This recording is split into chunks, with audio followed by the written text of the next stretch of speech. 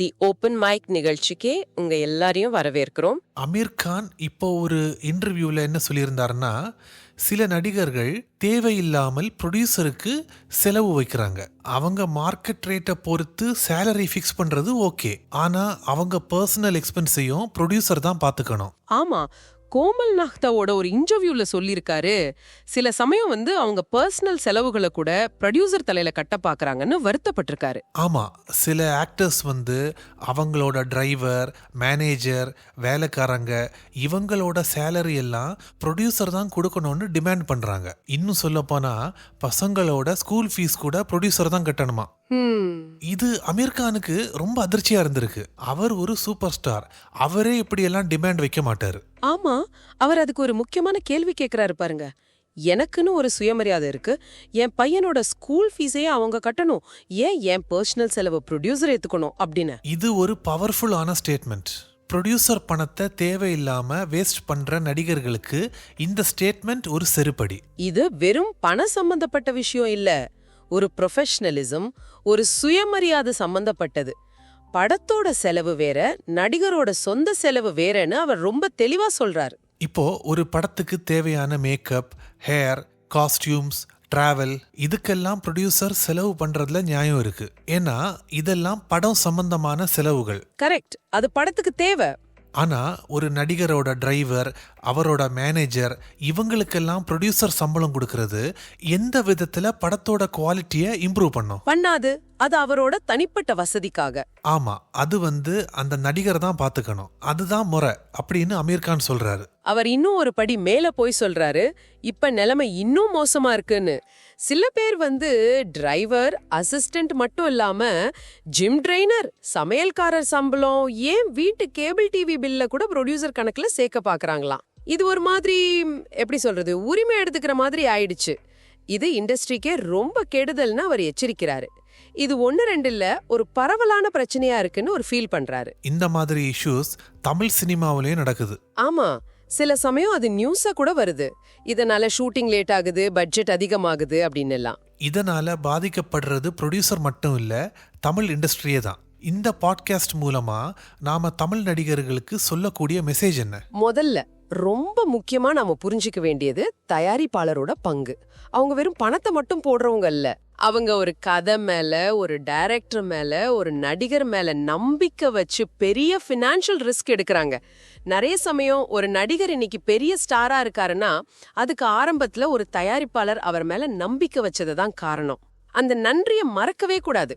Star ஆகிட்டோங்கிறதுக்காக Aamir சொன்ன மாதிரி சமையல்காரர் சம்பளம், ஜிம் ஃபீஸ், வீட்டு பில்லுன்னு எல்லாத்தையும் ப்ரொடியூசர் தலையில கட்டுறது அது தொழில் தர்மமே இல்ல, அந்த நம்பிக்கையை நாமளே உடைக்கிற மாதிரி. இந்த மாதிரி தேவையில்லாத செலவுகளை ப்ரொடியூசர் செய்யும் போது அவங்க வேற டிபார்ட்மெண்ட்டுக்கு ஒதுக்கி வச்ச காசை தான் இதுக்கு போட வேண்டியதா இருக்கும். இது ப்ரொடியூசருக்கு நிதி நெருக்கடியை உண்டாக்கும், அப்புறம் படத்தோட குவாலிட்டியை அது அஃபெக்ட் பண்ணும். கரெக்ட், அது டெக்னிக்கல் குவாலிட்டியை பாதிக்கலாம். சினிமா ஒரு கூட்டு முயற்சி. ஒரு ஹீரோவால மட்டும் ஒரு படத்தை ஓட்ட முடியாது, எல்லாரோட ஒத்துழைப்பும் வேணும். அங்க வேலை பார்க்குற எல்லா டெக்னீஷியன்ஸுக்கும் கரெக்டா சம்பளம் கொடுக்கணும், அப்போதான் அவங்க சந்தோஷமா ஒர்க் பண்ணுவாங்க. கொஞ்சம் யோசித்து பாருங்க, ஒரு ப்ரொடியூசர் படத்தோட பாதி பட்ஜெட்டை ஹீரோ, ஹீரோயின்ஸ், அவங்களோட வேலைக்காரங்க, ஜிம் ட்ரெயினர்ஸ், மேனேஜர்ஸ் இவங்களுக்கே பாதி செலவு பண்ணிட்டாருன்னா படத்துக்கு எங்க இருந்து அவர் பணம் போடுவாரு? டெக்னீஷியன்ஸுக்கு எங்க இருந்து அவர் பணம் கொடுப்பாரு? இதை இன்னும் கொஞ்சம் பெரிய லெவல்ல பார்த்தோம்னா இந்த பழக்கம் அந்த ஒரு படத்தையோ அந்த ஒரு தயாரிப்பாளரையோ மட்டும் பாதிக்காது, இது மொத்த சினிமா ஈகோசிஸ்டமே வீக் ஆக்கும். இப்ப தொடர்ந்து தயாரிப்பாளர்கள் இந்த மாதிரி சுரங்கப்பட்டா அவங்க புதுசா ஏதாவது முயற்சி பண்ண தயங்குவாங்க. வித்தியாசமான கதை, புது திறமை மேலெல்லாம் இன்வெஸ்ட் பண்ண பயப்படுவாங்க. சேஃபான ரூட்லயே போவாங்க, ஏற்கனவே ஜெயிச்ச ஃபார்முலாலேயே படம் பண்ணுவாங்க. இதனால என்ன ஆகும்? கிரியேட்டிவிட்டி குறையும், ஒரே மாதிரி படங்கள் வரும், மொத்த இண்டஸ்ட்ரியோட வளர்ச்சியே பாதிக்கும். பாருங்க, சில ஸ்டார்ஸோட பொறுப்பில்லாத தனம் பல நூறு தொழிலாளர்களோட வாய்ப்பையும் நம்ம தமிழ் சினிமாவோட அந்த பன்முகத்தன்மையுமே கேள்விக்குறியாக்கும். ஓகே, அமீர் கானோட இந்த ஸ்டேட்மெண்ட்ல இருந்து நம்ம தமிழ் நடிகர்கள் அண்டர்ஸ்டாண்ட் பண்ண வேண்டிய விஷயம் என்ன? ஒன்னு, ப்ரொஃபஷனல் இன்டெகிரிட்டி, அதாவது தொழில் நேர்மை. உங்க பர்சனல் செலவுக்கு நீங்களே பொறுப்பேத்துக்கோங்க. குறிப்பா நல்லா சம்பாதிக்கிறப்ப உங்க அசிஸ்டன்ட், டிரைவர் சம்பளத்தை நீங்களே கொடுங்க, அது உங்க சுயமரியாதையையும் ப்ரொஃபஷனல் வேல்யூவையும் ஏத்தும். ரெண்டாவது, டிரான்ஸ்பெரன்சி, வெளிப்படைத்தன்மை.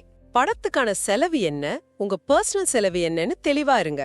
அக்ரிமெண்ட் போடும்போது இத பேசிட்டா நல்லது, பின்னாடி பிரச்சனை வராது. ஆமா, ப்ரொடியூசரை கஷ்டப்படுத்தாம அவங்க கூட ஒரு நல்ல ரிலேஷன்ஷிப் மெயின்டைன் பண்ணினா அந்த ப்ரொடியூசர் நிறைய படங்கள் பண்ணுவாரு. அப்படிதான் ஒரு இண்டஸ்ட்ரியே வளரும். நிச்சயமா. எந்த ப்ரொடியூசரா இருந்தாலும் நியாயமா, ப்ரொஃபஷனலா, யதார்த்தமா நடந்துக்கிற ஆக்டர்ஸ் கூட மறுபடி வேலை செய்ய தான் விரும்புவாங்க. உங்க கோரிக்கைகள் படத்தை நல்லா எடுக்கிறதுக்கு உதவுற மாதிரி நியாயமா இருக்கும்போது அது 2 பேருக்கும் ஒரு நல்ல பார்ட்னர்ஷிப்பா அமையும். ஸ்டார் ஸ்டேட்டஸ்ங்கிறது சில சமயம் மேல கீழே போகலாம். ஆனா ஒருத்தரோட அந்த பணிவு, நேர்மை, ப்ரொஃபஷனல் ரெப்யூட்டேஷன் இருக்குல்ல, ஆமா, அதுதான் ஒரு ஆர்டிஸ்டுக்கு எப்போ நிலைச்சு நிற்கும் உண்மையான சொத்து. பேராசைப்பட்டு இல்ல தேவையில்லாம உரிமை எடுத்துக்கிட்டு இத்தனை வருஷம் கஷ்டப்பட்டு சம்பாதிச்ச பேரை கெடுத்துக்க கூடாது. ஒரு படம் ஹிட் ஆயிடுச்சுன்னா அவங்க ரியாலிட்டியில இருந்து விலகி போறாங்க. அதனால தான் அவங்களுக்கு ப்ரொடியூசர் படுற கஷ்டம் புரிய மாட்டேங்குது. அது ஒரு காம்ப்ளெக்ஸான விஷயம். நிறைய காரணம் இருக்கலாம். சில சமயம் அந்த திடீர் புகழும் பணமும் ஒருத்தரை கொஞ்சம் நிலைகுலைய வைக்கும். யதார்த்தம் புரியாம போகலாம். சுத்தி இருக்கிறவங்களும் எல்லாத்துக்கும் சரி சரி சொல்றது ஒரு காரணமா இருக்கலாம். இல்லனா சில சமயம் தப்பான ஒரு முன்னுதாரணத்தை பார்த்து ஃபாலோ பண்ணலாம். ஆமா, பெரிய ஸ்டார்ஸே பண்றாங்க, அப்போ நாம பண்றதுலயும் தப்பு இல்ல அப்படின்னு கூட நினைக்கலாம். சில நேரம் அந்த பவர் டைனாமிக்ஸ், அதாவது நடிகருக்கும் தயாரிப்பாளருக்கும் நடுவுல இருக்கிற அந்த அதிகார சமநிலை மாறுறதும் காரணமா இருக்கலாம். எது காரணமா இருந்தாலும் அதோட விளைவு நெகட்டிவ் தான். ப்ரொடியூசர்ஸ் தான் ஒரு ஐடியாவை, ஒரு கனவை நிஜமாக்க பணம் போடுறாங்க. அவங்க தான் பெரிய ரிஸ்க் எடுக்கிறாங்க. அவங்க இன்வெஸ்ட் பண்ணலனா படமே இல்ல, படம் இல்லைன்னா அதுல வேலை செய்யற நூத்துக்கணக்கான டெக்னீஷியன்ஸ்க்கு வேலை இல்ல, ஆக்டர்ஸ் அவங்க திறமையை காட்ட ஒரு மேடை இல்ல. அதனால ப்ரொடியூசரை ஒரு சுமையா மாத்துறது மூலமா ஆக்டர்ஸ் அவங்க உட்கார்ந்துருக்கிற கிளையையே வெட்டுற மாதிரி தான். அவங்க சில தனிப்பட்ட ஆட்களை மட்டும் பாதிக்கல, அவங்க தொழிலையே தாங்கி பிடிக்கிற அந்த சிஸ்டத்தையே வீக்காக்குறாங்க. ஒரு பொறுப்பான ஸ்டார் அந்த சிஸ்டத்தை பலப்படுத்தணும், அதை சுரண்டக்கூடாது. தயாரிப்பாளரோட இன்வெஸ்ட்மெண்ட்டை மதிக்கணும், அவர் எடுக்கிற ரிஸ்கை மதிக்கணும். படத்தோட மெட்ரிக்கு அவங்க பங்கு என்னங்கிறத தாண்டி மொத்த டீமோட நலன், படத்தோட ஃபினான்ஷியல் ஹெல்த் பத்தியும் கொஞ்சம் அக்கறை காட்டணும். யதார்த்தத்துல நிக்கணும்.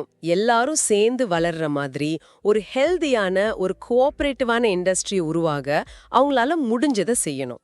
இன்னைக்கு அவங்களுக்கு கிடைச்சிருக்கிற இந்த ஸ்டார் ஸ்டேட்டஸ்ங்கிறது பல பேரோட நம்பிக்கை, முதலீடு, கூட்டு உழைப்பு மேல கட்டப்பட்டதுங்கிறத மறக்கவே கூடாது. இது ஒரு தனிநபர் பிரச்சனையை தாண்டி ஒரு சிஸ்டம் சார்ந்த பிரச்சனையா கூட பார்க்கலாம். இந்த சூழல்ல இப்போ வளர்ந்து வர்ற யங் ஆக்டர்ஸ் இந்த மாதிரி தப்பான விஷயங்களை பார்த்து அதையே ஃபாலோ பண்ணாம ஒரு நல்ல ப்ரொஃபஷனல் அப்ரோச்சை எப்படி கத்துக்கிறது? அதே மாதிரி ஏற்கனவே இருக்கிற சீனியர் ஆக்டர்ஸ்க்கு அவங்க படம் பண்றதை தாண்டி இந்த இண்டஸ்ட்ரியில ஒரு நல்ல ஒர்க் கல்ச்சரை உருவாக்குறதுலயும் புதுசா வர்றவங்களுக்கு சரியா கைட் பண்றதுலயும் என்ன பங்கு இருக்கு? இது நாம எல்லாரும், குறிப்பா சினிமா துறை சார்ந்தவங்க யோசிக்க வேண்டிய ஒரு விஷயம். நிச்சயமா இன்னைக்கு இந்த டிஸ்கஷன் உங்களுக்கு யூஸ்ஃபுல்லா இருந்திருக்கும்னு நம்புறோம். நீங்க கேட்ட இந்த அலசல் பத்தி உங்க கருத்துக்களையும் ஃபீட்பேக்கையும் theopenmicpodcasts@gmail.com என்ற முகவரிக்கு அனுப்புங்க. மீண்டும் சந்திப்போம். நன்றி. நன்றி.